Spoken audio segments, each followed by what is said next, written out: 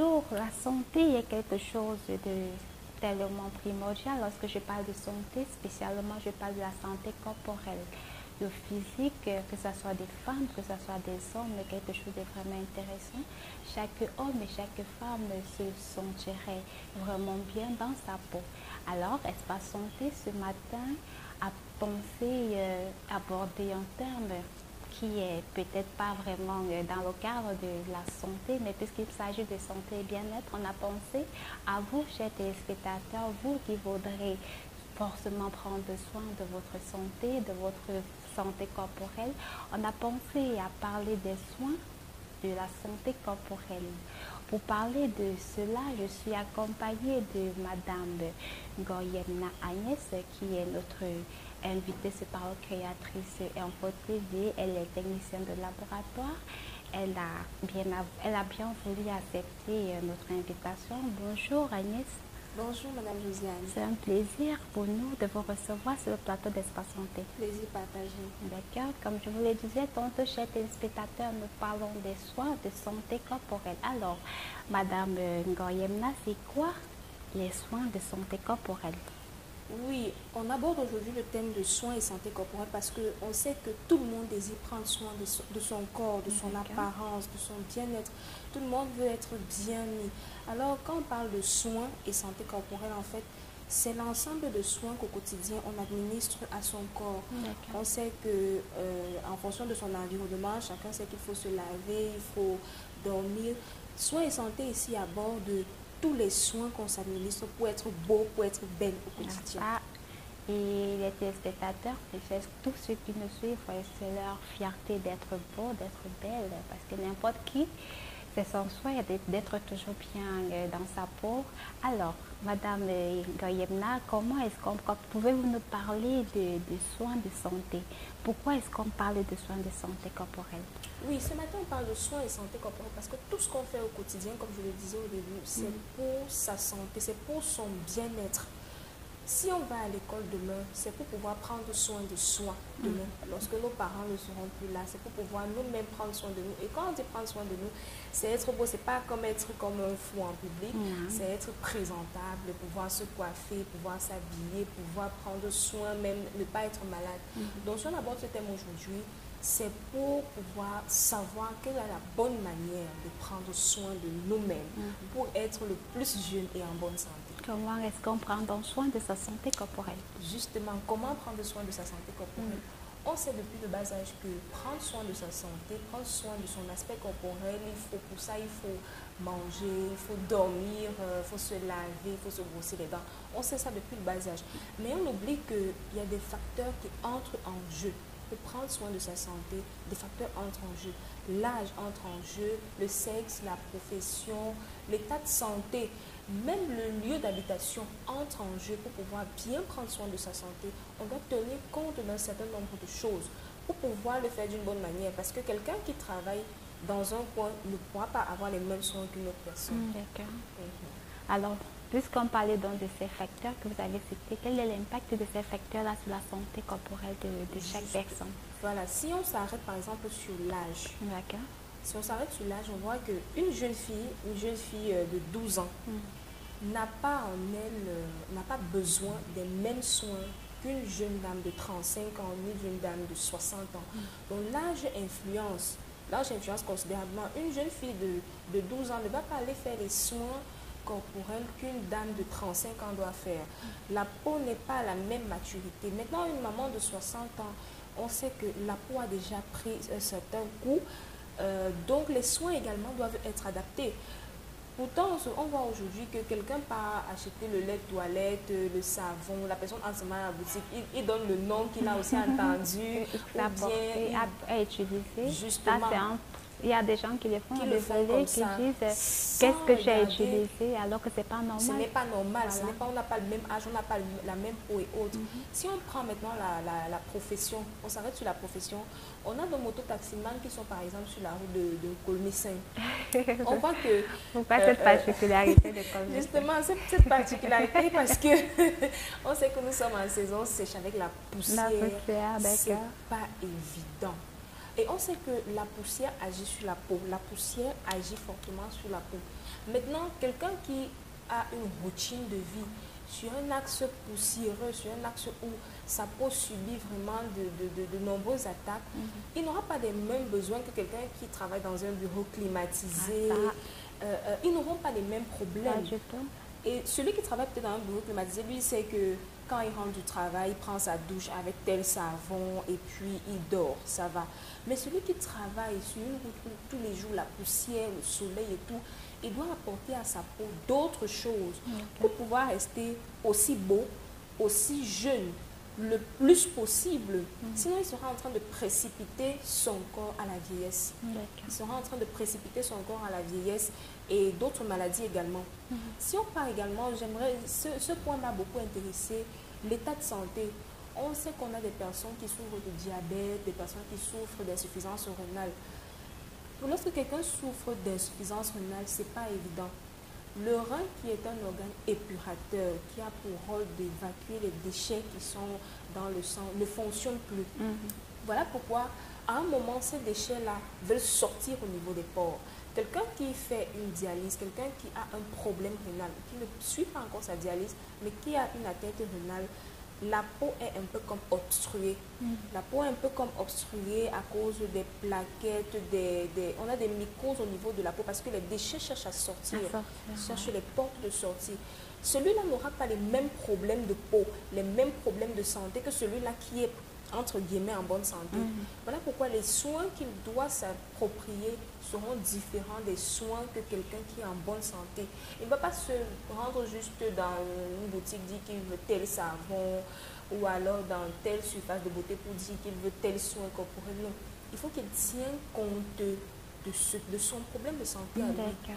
Il tient compte de son problème de santé pour pouvoir être aussi jeune le plus possible. On sait que vraiment la vieillesse, on ne veut pas vieillir, mais on est obligé. Mais maintenant, il y a une manière de vieillir. Il faut bien vieillir aussi. Il ne faut pas être à 40 ans, avoir déjà les rides de quelqu'un de 80 ans. Ok, puisque vous parlez des problèmes du genre, des soins corporels, est-ce que la nutrition ne joue pas aussi un rôle important? La nutrition a un impact considérable sur notre apparence. Un impact considérable. Quelqu'un qui a l'habitude de consommer gras, on va voir que l'excès de sébum va s'exprimer sur sa peau. L'excès de sébum va s'exprimer. Il aura peut-être un visage très luisant et tout. Maintenant, quelqu'un qui ne s'alimente pas bien aussi peut avoir une peau sèche. Une peau sèche carrément qui commence à se fissurer. C'est pas que la peau sèche veut dire forcément qu'on ne s'alimente pas. Et quand on parle même d'alimentation, on parle d'hydratation aussi. Quelqu'un qui ne boit pas assez d'eau, qui ne s'hydrate pas bien. Et même dans les aliments, il y a de l'eau. Quelqu'un qui ne suit pas le rythme, le bon rythme, va avoir une peau vraiment qui n'est pas si belle que ça. Si ce n'est pas l'excès de sébum, ça peut être une peau très sèche et tout, dont la nutrition impacte vraiment sur la santé corporelle. Et quel est le comportement qu'on doit adopter pour avoir une bonne peau? Qu'est-ce qu'on va vraiment faire? Justement, pour donner à son corps de meilleurs soins de santé, il faut adopter des comportements, vraiment un comportement qui rythme avec ses besoins. Déjà, il faut se demander de quoi est-ce que mon corps, de quoi est-ce que ma peau a besoin. Il faut tenir, quand on s'alimente, on ne s'alimente pas pour s'alimenter. Le bébé qui vient de naître, on ne va pas lui donner du couscous parce qu'on sait qu'il a besoin de lait maternel. On lui donne le lait maternel parce qu'on sait que ça contient le nécessaire pour sa croissance à un niveau. Et à un niveau, on stoppe. De la même façon, pour pouvoir prendre soin de soi, les comportements à adopter, c'est vraiment, il faut déjà savoir de quoi notre peau a besoin. La peau a besoin de quoi? La peau a besoin d'être hydratée. La peau a besoin d'être nourrie. La peau a besoin d'être entretenue. La peau a besoin de se reposer. La peau est un organe. On voit juste la peau, on se dit que c'est un organe, mais alors c'est un organe très exposé à plusieurs facteurs extérieurs. Donc, il faut savoir de quoi est-ce que notre peau a besoin. Maintenant, en fonction des besoins de notre peau, on attribue des éléments appropriés. Maintenant, la peau a besoin de quoi? De s'hydrater. La peau a besoin d'eau pour rester jeune. On ne va pas juste prendre tous les jours des gommages, des lotions et tout. tous les jours, on est juste en train de poncer la peau. On ponce avec des savons, on ponce avec des gommages, on ponce avec des lotions tous les jours, sans chercher à apporter à la peau des soins hydratants, des soins nutritifs, parce qu'il faut nourrir la peau. Donc un comportement très majeur à adopter vraiment, c'est savoir hydrater sa peau. Maintenant, cela passe par la nutrition, la manière de se nourrir, la quantité d'eau qu'on consomme par jour. Ça passe également par les soins qu'on donne à sa peau. Il y a des soins hydratants. Il y a des soins hydratants qu'on donne à sa peau. Il y a également des gommages qui sont là pour hydrater. Maintenant, d'autres savent qu'ils rentrent juste, il faut se laver avec des savons et tout. Il faut savoir qu'est-ce qu'il faut utiliser sur sa peau. Qu'est-ce qu'il faut utiliser? Je pense que les téléspectateurs se posent bien la question de qu'est-ce qu'il faudra utiliser. Parce que en fait, c'est en fait le rôle de l'émission, c'est de savoir. Bon, voilà, je voudrais, puisqu'on parle de ce qu'il faut utiliser, de nos jours, il y a tellement de lait dehors, il y a tellement, parfois des laits même qui gâtent les peaux. Parfois, tu peux même acheter un lait dans une parfumerie. Tu penses que ce lait va être adapté à ta peau et puis on te dit, parfois cette dame-là te dit, c'est ça qui va t'aller, mais tu vas prendre et puis c'est n'importe quoi. Comment est-ce qu'on fait donc pour avoir la chance de tomber sur ce qui est bien? Ou bien, Madame Agnès, est-ce que c'est mieux d'utiliser des choses naturelles? Est-ce que vous pouvez nous donner certaines astuces? Je ne sais pas. Ça, c'est un très bon aspect que vous abordez. Il est primordial aujourd'hui de s'orienter vers des produits naturels. Parce que, comme je disais, il faut savoir de quoi notre peau a besoin. Quelqu'un peut avoir un problème d'hydratation. Lui, tout ce qu'il fait, c'est gommer sa peau. Quelqu'un peut avoir besoin de gommer la peau, tout ce qu'il fait, c'est hydrater. Maintenant, il faut chercher des produits appropriés en fonction de notre besoin et se tourner vers des produits naturels. On a beaucoup de produits naturels de nos jours, beaucoup de produits qui sont là pour nous aider à avoir une meilleure peau. Il y a beaucoup de lait sur le marché. Il y a des laits qui... Peut-être même bientôt, on va sortir le lait peut-être touche-moi et tu deviens clair. Parce que les la clairs sont sortis, les rapides. Il y a tellement de produits de beauté. Maintenant, il faut savoir ce qui est nécessaire pour soi-même. Ça ne sert à rien d'utiliser quelque chose qui ne nous est pas utile. On va se retrouver avec beaucoup de problèmes. Des cancers, par exemple. Problèmes de décapage, problèmes de cancer, problèmes de vergeture, problèmes de mycose et bien d'autres, problèmes d'odeur. Les dartres aussi, hein? Parce que parfois, c'est l'air dans les dartres, tu vois des dartres, que ce soit les dartres, que ce soit les femmes, que ce soit les hommes qui ont des peaux, tu te poses la question, mais qu'est-ce qui s'est passé? Parfois, ce sont ces laits que vous utilisez à tort et à travers, c'est pas très bon, quoi. Exactement. Donc, il faut se tourner vers des produits naturels, sans vraiment faire la publicité de certains produits naturels. Vraiment, nos grands-mères nous ont laissé beaucoup de produits naturels. La nature même regorge beaucoup de produits naturels. On a par exemple cette plante que je ne sais pas s'il faut dire qu'on néglige souvent, qu'on ne connaît pas trop, qui est l'aloès vera. C'est une plante vraiment très importante pour la peau parce qu'en même temps, c'est une plante qui hydrate déjà la peau. Elle regorge de beaucoup d'eau, elle est constituée de beaucoup d'eau. Si on l'utilise au quotidien, c'est une plante qui permet même de cicatriser les taches. D'accord. Oui. Donc, il y a beaucoup de produits naturels. Peut-être dans nos prochaines émissions, on va pouvoir adopter quel type de produit, quel produit naturel il faut utiliser pour quel problème. Mais vraiment, il faut se tourner vers des produits naturels pour éviter les problèmes de peau. Ouais, présentement, on ne peut pas entrer dans ce vif de sujet, on ne peut pas commencer à vous dire utiliser ceci, utiliser cela. Mais le moment venu, peut-être dans nos prochaines émissions, on pourra vous donner des secrets naturels pour vous dire, voilà, pour tel problème, vous pouvez faire ceci, pour tel autre problème, vous pouvez faire cela. Je pense que c'est le cas. Bien sûr, bien sûr. Voilà. Alors, quel est donc l'impact de tous ces produits sur la peau, sur notre santé? Comme vous avez abordé tout à l'heure, on a des personnes aujourd'hui qui souffrent de cancer de peau. Si on remonte juste ici au service d'oncologie, il y a beaucoup de cancers. Mais il y a le cancer de la peau. D'autres personnes, d'aucuns ne savent pas que ça existe, mais ça existe. Le cancer de la peau existe. À cause des produits qu'on utilise, on se tue à longueur de journée avec des produits. On s'empoisonne en fait tout le temps à longueur de journée avec des produits naturels qui nous font, après 10, 20 ans, tomber dans des cancers. On va avoir le cancer de la peau. Aujourd'hui, Ce qu'on ne sait pas, c'est que les produits qu'on met sur nous, les savons qu'on utilise, les huiles qu'on utilise s'infiltrent à petite quantité dans nos pores. Nos pores, notre peau a des pores en surface. Maintenant, les produits qu'on utilise, on met chaque jour, le matin on a mis, le soir on a mis, après on met encore, ça s'infiltre en petite quantité. On ne peut pas savoir ce que tout cela peut causer au niveau de nos reins, au niveau de notre utérus. Beaucoup de femmes aujourd'hui ont des problèmes de myome, de kyste, de fibromes. Ce ne sont pas des problèmes qu'on avait il y a de cela 50 ou 100 ans. Mais aujourd'hui, c'est répandu. On ne sait pas ce que les produits qu'on met sur notre peau à longueur de journée s'infiltrent en petite quantité et après deviennent de grosses quantités, causent en nous. On a ça. On a des problèmes même en surface de peau, on a des problèmes de mycose, on a des dartres, on a la peau sèche. Il y a les kéloïdes, hein, parce que Bien parfois sûr. certaines huiles, lorsque vous les utilisez, parfois vous avez une petite cicatrice à cause à force d'utiliser une autre huile, là, ça commence à gonfler. Vous vous demandez, mais comment ça arrive? Mais en fait, ça dépend de ce qui est dans le lait, ça dépend du produit qui est dans le lait.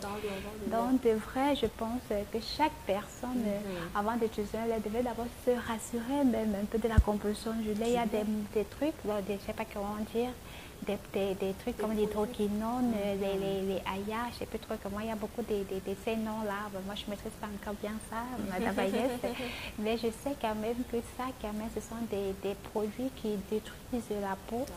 Et chaque personne devrait vraiment éviter ces produits-là parce que, Agnès, parfois aussi, vous avez certaines blessures qui n'arrivent pas à cicatriser à cause de ça. Ne guérissent pas à cause de ces problèmes-là.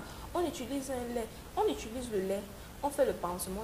La plaie ne guérit pas. Ou bien tellement tu as utilisé un lait sur ta peau, maintenant tu as une blessure, la blessure ne guérit pas. Parfois, même lors des opérations, on a de la peine à vous recoudre à cause de ça, parce que la peau est devenue flasque. Tellement flasque, tellement fragile, elle ne peut plus résister, elle ne peut plus.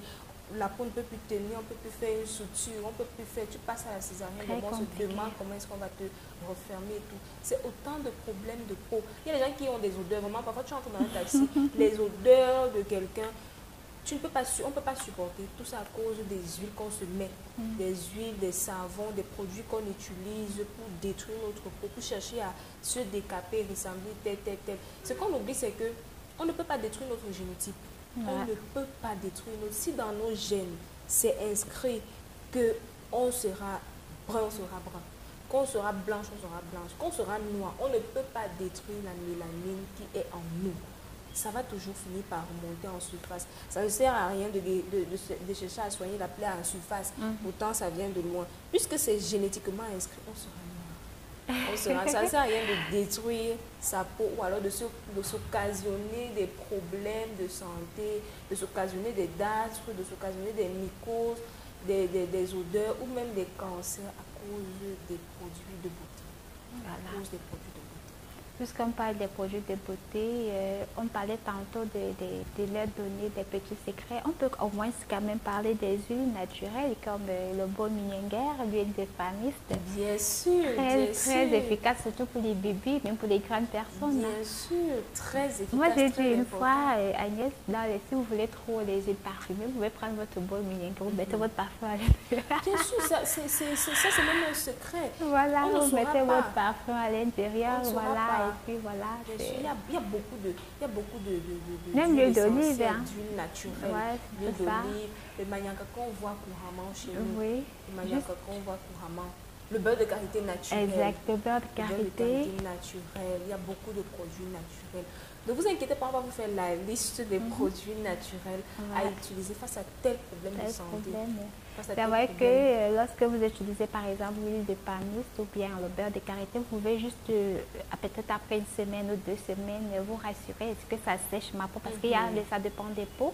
Il y a certains qui utilisent par exemple, ça les assèche la peau. Si ça sèche votre peau, vous changez, vous utilisez peut-être l'huile d'olive et vous... À force d'échanger, vous verrez forcément ce qui est aussi à votre peau. Voilà. C'est ça. Maintenant, est-ce que, Madame Agnès, est-ce que les enfants peuvent utiliser les laits forcément ou bien peuvent utiliser le même lait corporel des grandes personnes? Non, justement, on ne peut pas conseiller aux enfants d'utiliser le lait des grandes personnes. Parce que si on voit par exemple ce que la femme a comme hormone, la femme produit l'oestrogène. L'oestrogène que la femme produit, ça ça stimule la formation du collagène. La femme, à partir d'un certain âge, elle doit avoir un taux de collagène élevé parce qu'elle va avoir des rides. Donc, l'oestrogène qu'elle produit permet la formation du collagène également. Le bébé n'a pas ce problème-là. La jeune fille à un certain âge n'a pas ce problème-là, mais à 40 ans, il faut qu'une femme vraiment puisse produire des oestrogènes pour qu'elle puisse avoir aussi assez de collagène pour pouvoir ne pas avoir trop de problèmes de rides, problèmes de peau flasque et tout et tout. Donc les enfants n'ont pas les mêmes problèmes. Et on ne peut pas conseiller, comme on sait que les jeunes filles, comment tu vois ta mère qui utilise tel produit, tu cours quand elle n'est pas là, tu pars. Tu penses utiliser. C'est pour ça, ça détruit ta peau. Toi, jeune fille, tu ne sais pas, mais tu utilises son produit, vous n'avez pas le même âge, vous n'avez pas les mêmes hormones que vous produisez en ce moment, vous n'avez pas les mêmes problèmes de peau, ça c'est plutôt détruire la peau de l'enfant. D'accord. Donc, on voudrait dire aux téléspectateurs qui nous suivent, surtout vous les jeunes enfants, les jeunes filles, on a tendance, lorsqu'on est dans les maisons, à payer l'huile, on se dit c'est pour toute la maison. En fait, il y a des huiles pour des enfants. Payez peut-être une huile pour tous les enfants, c'est possible, mais vous, les grandes personnes, payez votre huile à vous. Et ne mettez pas, et ne laissez pas aussi vos huiles à la portée des enfants. Parce que parfois, lorsque vous n'êtes pas à la maison, ces enfants se permettent d'utiliser ces huiles-là. Parce qu'avec la modernité, la modernité, permettez-moi du terme de maintenant, n'importe qui, même les enfants ont tendance à dire, moi aussi je vais être comme ci, comme ça. Donc, il faudrait vraiment que on évite un peu de poser nos produits de beauté n'importe où. Lorsque vous avez votre chambre, essayez de les mettre dans un armoire de fermé pour protéger vos enfants. Voilà. Alors Agnès, je ne sais pas, vous pouvez nous donner quelques conseils encore parce qu'on va revenir encore sur ce sujet parce que c'est un sujet très important. Donc, mais pour le moment, on voulait d'abord un peu parler juste de la chose. Est-ce que vous pouvez donner un conseil aux téléspectateurs encore par rapport aux soins de santé corporelle? Justement, ce qu'on va dire, c'est que la santé, prendre soin de soi, c'est capital, c'est important. Mais il faut le faire de la bonne manière, sinon on va se trouver avec de gros problèmes. Il faut le faire de la bonne manière. Et qui dit le faire de la bonne manière, dit savoir de quoi sa peau a besoin. Est-ce que quelqu'un s'est déjà interrogé sur le savon qu'il va utiliser? Le pH de la peau est de 5,5 à 6,5. Le produit que tu vas utiliser, le savon que tu vas utiliser, le lait que tu vas utiliser, quel est son potentiel d'hydrogène, quel est son pH? S'il dépasse, s'il n'entre pas dans ce cadre, dans le cadre de ce que la peau peut accepter, quel sera l'impact de ça sur la peau à long terme? Quel sera l'impact de cela? Il faut se poser ces questions-là. Il faut se poser des questions. Il y a beaucoup de savons aujourd'hui qui ont un pH fortement basique et à long terme, utilisés sur la peau entraîne de grands problèmes de santé. Il faut savoir de quoi notre corps a besoin, de quoi notre peau a besoin. Il faut savoir ce qu'on fait dans la vie parce que le métier influence. Quelqu'un peut travailler dans un environnement où il fait tellement chaud. Il faut savoir, il faut s'interroger sur ce dont notre corps a besoin pour apporter des produits appropriés. Et même lorsqu'on veut se tourner vers des huiles chimiques et tout, il faut vraiment faire recours aux experts. Qu'on n'ait pas crainte, qu'on n'ait pas peur de se tourner vers une pharmacie et interroger un pharmacien sur tel produit. Ce n'est pas payant. Tu viens dans une pharmacie, tu interroges un pharmacien sur un produit. Il ne faut pas avoir peur de ça. Il ne faut pas qu'on devienne aussi des chimistes. Puis il y a les grands chimistes vraiment agrégés qui sont nés dans nos chambres. Quelqu'un se lève et décide de mélanger le A avec le X sans savoir ce qu'à long terme ça va produire sur soi. Ces mélanges incontrôlés-là, il faut éviter. Donc, il faut utiliser des produits naturels. En sachant ce dont notre peau a besoin, il faut utiliser des produits naturels, des produits contrôlés, des produits qui sillent avec nous. Et il faut essayer de voir également ce que ça peut. Parce que si tu utilises un lait aujourd'hui, tu vois que tu as utilisé un lait, oui, et tu vois que ça te donne la date. Vraiment, c'est pas parce qu'on t'a dit que ça va te rendre comme ci, comme ça. Il faut essayer de voir comment arrêter. Je t'arrête rapidement. Je pense que c'est même ça l'idéal. Oui. Et puis, je voudrais aussi dire, Agnès, qu'il y a des dermatologues qu'il faut consulter. Parce qu'on a tendance à croire que ces dermatologues-là, ils ont fréquenté.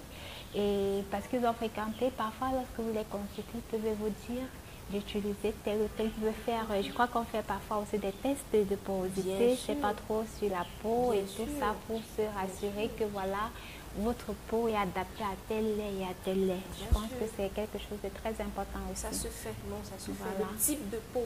Moi, je peux avoir une peau grasse, vous avez une peau sèche ou alors vous avez une peau normale. Ce que vous utilisez ne sera pas forcément ce que j'utilise. Maintenant, je ne peux pas venir vous conseiller que non, il faut utiliser tel produit. On n'a pas la même peau. Et pour les repas, il y a les diététiciennes dans les hôpitaux, il y a un peu les coins un peu partout, dans les rues, ou bien il y a des endroits où on a ouvert de diététique. Vous pouvez consulter ces personnes-là pour savoir comment manger. Tout ça, c'est très important. Et je pense aussi que l'hydratation, comme elle a si bien dit Agnès, c'est très important. C'est quelque chose de vraiment primordial pour la peau. Lorsqu'une peau est bien hydratée, elle est très belle. Voilà. Elle est très belle. On est tous fiers d'être beaux. On est tous fiers d'être belles. Alors, une peau bien hydratée, une peau bien nourrie, nous être à être beau, à être belle, à être fiers de nous, à ne pas avoir honte de... Même notre partenaire, on peut entretenir notre partenaire pour nous. Quelqu'un peut être négligent sur ce domaine-là ou bien pas. On peut l'entretenir pour pouvoir être fier de lui, le présenter en public. Donc, c'est vraiment adopter un comportement, un bon comportement pour prendre soin de sa peau. Pensez aussi aux saisons. Aujourd'hui, nous sommes en saison sèche, par exemple. Il fait très chaud. Il y a des soins appropriés lorsque nous sommes en saison sèche, en saison pluvieuse.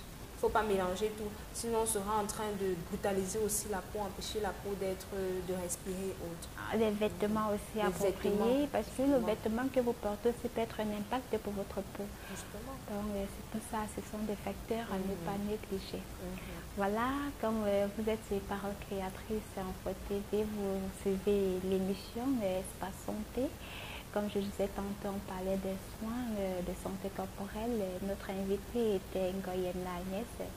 Alors Agnès, c'était un plaisir pour nous de vous recevoir sur le plateau d'Espace Santé. Plaisir partagé, vraiment, ça m'a fait tellement plaisir de partager, de parler de ce sujet qui me tient à cœur. D'accord. Qui me tient à cœur. Donc, on espère que vous allez forcément revenir sur notre plateau d'Espace Santé. Nous serons de vous. D'accord. Chers téléspectateurs, on se dit à très bientôt pour une prochaine édition.